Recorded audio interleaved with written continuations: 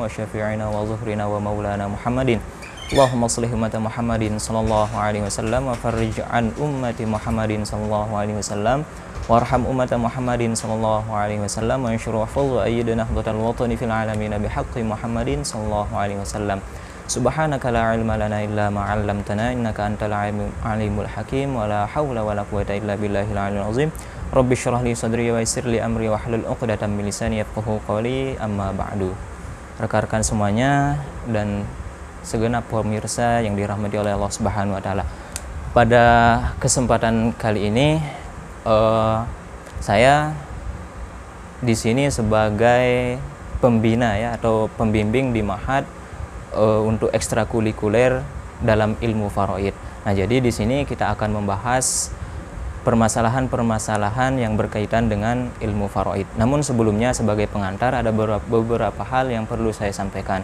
Yang pertama, kita di sini akan fokus membahas bagaimana metode pemecahan masalah atau perhitungan dalam ilmu faraid tersebut. Untuk pengertian ilmu faraid, rukun, syarat, dan penggugurnya nanti pemirsa semuanya, rekan-rekan semuanya bisa baca-baca sendiri. Karena memang yang dibutuhkan dalam ilmu faraid yang lebih sulit dipahami itu adalah memecahkan masalah bagaimana metode perhitungan di ilmu faraid tersebut. Itu yang pertama. Yang kedua, haruskah kita memiliki dasar matematika yang kuat? Bagi saya dasar matematika yang kuat itu tidak terlalu dibutuhkan sebenarnya dalam ilmu faraid. Memang itu sangat membantu, tetapi pengalaman saya sendiri, saya dulu benar-benar tidak suka matematika, tapi matematika faraid itu sangat sederhana dan alhamdulillah saya sendiri bisa memahaminya karena memang yang kita hitung itu adalah angka-angka yang sederhana. Kemudian yang ketiga, siapa guru saya? Nah, alhamdulillah kalau saya sendiri berguru langsung terutama Bapak Amidul Ma'had ketika saya dulu di Ma'had, kemudian ada Tuan Guru Muhsan Yunus, ada juga teman-teman saya angkatan, Saudara Nur Hidayatullah, Saudara Mukhlis, dan lain sebagainya. Nah, kemudian apa yang harus kita persiapkan untuk pelajaran ilmu faraid? Tentu kalau saya sendiri setiap mengajar, 2 tahun pengalaman saya mengajar, saya hanya menggunakan tabel ini ya. Di sini ada furudu arba'in ya, 40 hal pendapatan yang diperoleh oleh masing-masing ashabul furud. Kemudian di belakangnya di sini ada tabel mahjub ya. Tabel mahjub ini sangat dibutuhkan karena dengan ini kita tahu mana yang mendapatkan harta warisan dan mana juga yang terhalang atau yang tidak dapat, bahasa lainnya itu sukut. Kemudian tentu kalau melalui media, melalui video, saya merasa ini hanya bisa membantu sedikit tentang ilmu faraid. Nah, adapun nanti jika ada pondok pesantren ataupun ada masyarakat yang ingin melihat santrinya, santri-santriwatinya untuk dibimbing secara langsung ilmu faraid secara mendalam, insya Allah kami siap dipanggil dengan target 1 bulan mendalami ilmu faraid sampai benar-benar menghabiskan semua materi. Karena saya kira materi yang kita sampaikan lewat media ini sangat terbatas. Oke, sebelum kita memulai, ada beberapa istilah yang perlu kita ketahui di dalam ilmu faraid tersebut. Yang pertama, istilah furudu arba'in ya, 40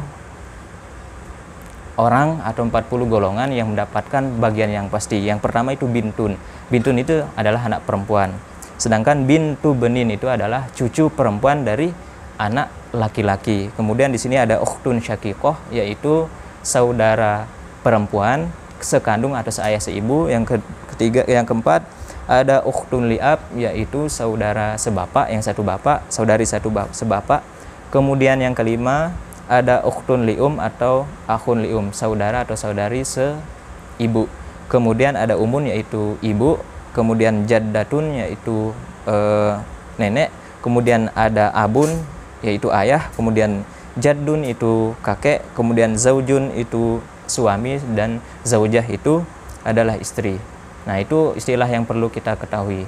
Selanjutnya ada istilah asobah. Asobah itu artinya sisa ya. Sisa dari apa? Sisa harta setelah dibagi kepada ashabul furud yang lain, yang pertama, atau sisa dari pembagian harta dikurangi hutang, dikurangi wasiat, dikurangi biaya-biaya pemakaman dan lain sebagainya, itu disebut asobah. Kemudian yang tidak ada di sini, ada ibnun nggak ada di sini, kemudian akhun syakik nggak ada di sini, akhun liab nggak ada di sini, semua mereka itu mendapatkan asobah. Ya, artinya mereka mendapatkan sisa. Kalau tidak ada di tabel yang ini, maka semuanya mendapatkan asobah. Bagi pemirsa yang ingin mendapatkan filenya, bisa hubungi rekan-rekan media, nanti kita akan kirimkan lewat WA bisa dan sebagainya. Kemudian hal yang perlu kita ketahui dalam ilmu faraid itu adalah ada beberapa pendapatan. Dalam Al-Quran, pendapatan yang disebutkan oleh Allah Subhanahu wa Ta'ala itu hanya 6 pendapatan. Yang pertama kita tuliskan di sini ada 1/2, kemudian ada 1/4, kemudian ada 1/8, kemudian ada 1/3, ada 2/3, ada 1/6, di mana ulama membaginya menjadi 2 bagian atau 2 nauk. Yang ini 1/2, 1/4 dan 1/8 ini disebut nauk pertama. Sedangkan yang ini disebut nauk kedua. Adapun yang terakhir 1/3 dari sisa ini adalah hasil ijtihad Umar ibn Khattab, yang itu akan terpakai nanti pada masalah khusus yaitu Gorowain atau Umariyatain. Nanti kita akan bahas pada pertemuan-pertemuan selanjutnya. Nah, di sini angka-angka ini semuanya kita akan temui dari ketika kita membahas permasalahan-permasalahan faraid. Kita contohkan nanti ketika nauk pertama saja yang ada, atau 1/2, 1/4, 1/8 aja yang ada pada permasalahan atau pada contoh, maka untuk menyelesaikannya asal masalah yang digunakan itu adalah angka yang paling besar. Misal ada 1/2, ada 1/4. Nah, misal ya. Nah, ini disebut nauk pertama karena ada 1/2. Kemudian 1/4 juga nauk pertama. Jika yang ada hanya nauk pertama saja atau bagian yang pertama yang ini aja yang ada dalam sebuah permasalahan, maka di sini asal masalah yang di sini kita tulis angka yang paling besar atau pembagian yang paling besar. Bahasa lainnya penyebut yang paling besar. Di sini 1/2, 1/4 nauk pertama saja, maka 4 lah sebagai asal masalah. Kemudian kita bagi 4 bagi 2 sama dengan 2, 4 bagi 4 sama dengan 1. Di sini sisa 1. Kalau ada sisa 1, istilah dalam ilmu faraid itu adalah rod, maka ini disebut rod. Begitu pula jika ada 1/2, 1/4, 1/8, maka asal masalah yang digunakan adalah angka yang paling besar, karena ini 1/2 ini nauk pertama, 1/4 ini juga nauk pertama, 1/8 ini juga nauk pertama. Maka ketika nauk pertama saja yang ada, kita gunakan asal masalah yang dengan angka yang paling besar, ya ini 8. Di sini tulis 8, 8 bagi 2 4, 8 bagi 4 2, 8 bagi 8 1, sisa 1. Oke, namanya kalau sisa namanya rod. Oke. Nah, di sini angka yang 1/2, 1/4, 1/8 ini disebut pendapatan. Sedangkan 8 ini disebut asal masalah. Sedangkan yang ini disebut bahasa Arabnya siham, sedangkan bahasa kita itu saham, ya, bahasa Indonesianya saham. Nah, ini harus kita ketahui komponen-komponen di dalam ilmu faraid. Nah, begitu pula ini disebut asal masalah. Kemudian ini disebut pendapatan. Yang ini saham. Begitu pula jika nauk kedua aja yang ada 1/3, 2/3, 1/6, maka gunakan juga angka yang paling besar. Misal ada 1/3, 2/3, maka asal masalahnya lihat ini nauk berapa, ini nauk kedua, ini nauk berapa, ini nauk kedua. Jika nauk kedua saja yang ada, maka gunakan angka yang besar. Tapi di sini hanya sama-sama 3, maka langsung aja tulis 3. 3 dibagi 3 kali 1 sama dengan 1. 3 bagi 3, 1 kali 2, 2. Maka ini habis. Nah, sekali lagi, jika nauk kedua saja yang ada, maka gunakan angka paling besar atau 1/3, 1/6. Ini nauk kedua, 1/6 juga 0/2. Di sini 1/3, 1/6 semuanya 0/2, maka asal masalah angka paling besar, ya ini 6. 6 bagi 3 sama-sama 2. 6 bagi 6 1, sisa 3. Oke, ini yang harus kita ketahui. Nah, bagaimana sekarang kalau 0 pertama sama 0 kedua bercampur? Ada 1/2, 1/4, 1/8 bercampur dengan 1/3, 2/3, 1/6, salah satu dari angka-angka tersebut. Lihat, jika ada 1/2 maka gunakan 6. Jika ada 1/4 maka gunakan 12 sebagai asal masalahnya. Jika ada 1/8 maka gunakan 24. Kita kasih contoh. Ada 1/2, 1/3.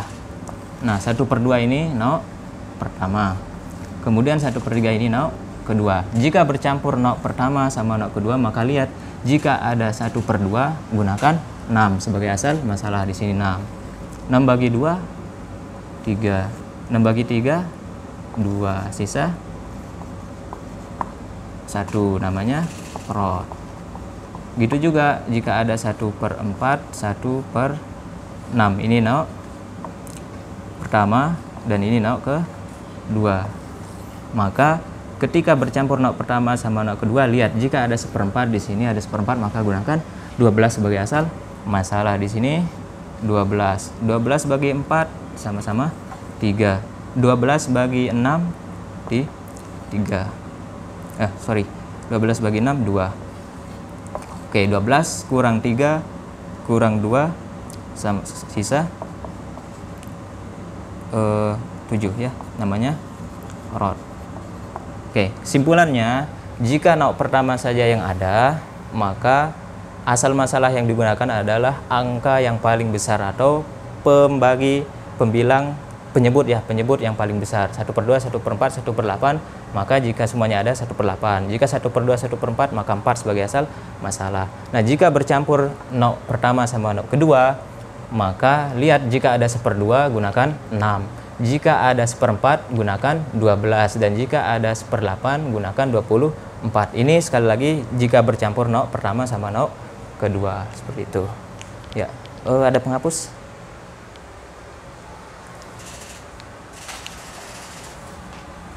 Nah, kesimpulannya sekali lagi, jika 0 pertama saja yang ada, asal masalah yang digunakan adalah angka yang paling besar.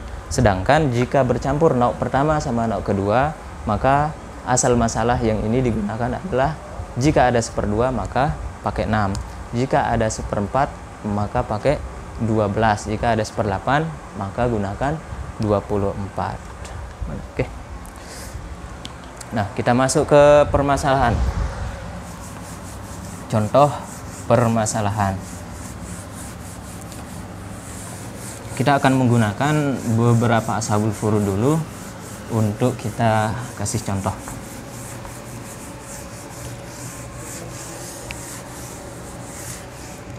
Oke.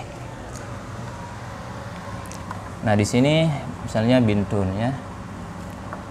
Bintun ini memiliki beberapa hal. Yang pertama 1/2 jika sendiri, kemudian 2/3 jika berbilang atau lebih dari 1. Kemudian asobah, sisa jika bersama ibnun atau saudara laki-lakinya. Kemudian ada zaujun. Zaujun itu suami, dia mendapatkan dua hal. Pertama 1/2 jika tidak ada anak. Kemudian 1/4 jika ada anak. Kemudian zaujah, dia dapat 1/4 jika tidak ada anak, dan dia dapat 1/8 jika ada anak. Atau istilah dalam ilmu faraid itu far'un waris. Jika ada far'un waris maka mereka mendapatkan 1/8, dan suami jika ada far'un waris dapat 1/4. Oke, ini contoh sederhana kita akan berikan. Sekali lagi, untuk bintun, anak perempuan, keadaannya yang pertama, dia mendapat setengah dari harta jika dia sendiri. Kedua, jika dia bersama semeton perempuannya atau saudara perempuannya yang lain lebih dari satu, maka dia dapat 2/3. Ini berbilang. Sedangkan kalau dia bersama saudara laki-lakinya atau bersama ibnun yang lain, maka dia mendapatkan sisa atau asobah. Kemudian ada zaujun, suami. Ada dua keadaan. Yang pertama, 1/2 jika tidak memiliki anak atau tidak ada far'un waris. Kemudian 1/4 jika memiliki anak atau ada far'un waris. Zaujah dia dapat 1/4 jika tidak ada anak atau tidak ada far'un waris. Kemudian dia dapat 1/8 jika ada anak. Nah, mudah menghafalnya, yang laki-laki ini suami pasti lebih banyak, setengah lebih banyak dari perempuan. Laki-laki 1/2 kalau tidak ada anak, sedangkan ini 1/4. Ini setengah lebih banyak. Begitupun ketika tidak ada anak, ini dapat 1/4, sedangkan ini dapat 1/8 ini kalau ada anak ya. Kita kasih contoh, misalnya seorang meninggal, dia meninggalkan ahli waris itu zaujun, kemudian bintun. Oke. Kemudian bintun 2. Zaujun di sini, lihat. Zaujun tadi dia mendapatkan 1/2 jika tidak ada anak, 1/8 jika ada anak. Nah, di sini bintun ini adalah anak dari zaujun tersebut atau anak dari yang meninggal dunia tersebut. Berarti yang meninggal dunia di sini adalah zaujah. Zaujatun. Zaujah ini meninggalkan suami, dia juga meninggalkan 2 anak.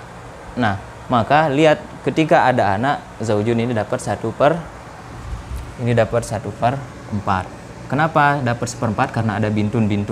Nah, bintun berapa pendapatannya? Lihat, jika dia sendiri dapat 1/2, di sana 2 orang, berarti berbilang dia dapat 2/3. Nah, kita kembali ke rumus awal. 1/4 ini adalah nauk pertama, sedangkan 2/3 ini adalah nauk kedua. Nah, kita tulis ulang ya. Jika ada 1/2, 1/4, 1/8, 1/3, 2/3, 1/6. Jika ada 1/2, 6. Jika ada 1/4, 12. Jika ada 1/8, pakai 24. Nah, di sini karena bergabung nauk pertama sama nauk kedua, kemudian ada 1/4, maka asal masalahnya gunakan 12. 12 dibagi 4 sama-sama 3. 12 bagi 3 dikali 2, 12 kali 3, 12 bagi 3, 4 kali 2, 8. Oke, sisa 1. Ini namanya rod ya. Nah, adapun permasalahan rod ini nanti akan dibahas di lain waktu, karena rod itu ada 4 golongan 4 jenis ya. Nah, ini asal masalahnya, kemudian ini sahamnya, kemudian ini saham untuk bintun berdua. Contoh yang lain ada zaujatun, ada ibnun, ada bintun. Oke, zaujah berapa hal? Di sini zaujah itu ada 2 hal. 1/4 jika tidak ada anak, 1/8 jika ada anak. Berarti yang meninggal di sini adalah zaujun, meninggalkan istri, meninggalkan 1 anak laki-laki, 1 anak perempuan. Maka ini dapat 1/8. Ibnun ini dapat asobah. Bintun berapa pendapatannya? Asobah bersama ibnun. Karena di sini ada ibnun, maka dia asobah, artinya sisa. Oke, karena hanya ada 1 angka di sini, maka langsung angka yang dipakai adalah penyebut dari angka yang ada. Ini 8. 8 bagi 8, 1. Sisa 7. Oke, 7 ini untuk ibnun sama bintun. Sedangkan 1 ini untuk zaujah. Nah, kita kasih contoh, tinggal 1 lagi. Ada zaujun, kemudian ada ibnun, bintun.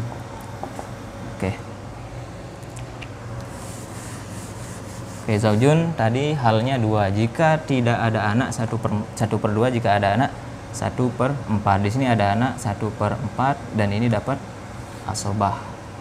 Oke. Nah, karena hanya ada 1 angka, maka di sini 4. 4 bagi 4, 1. Sisa 3. 3 ini bagi untuk ibnun sama bintun. Namun penyelesaian yang ini kita akan bahas nanti, karena untuk ibnun dan bintun itu dibedakan. Yang laki-laki dihitung 2 kepala atau 2 kali lipat lebih banyak dari perempuan. Oke.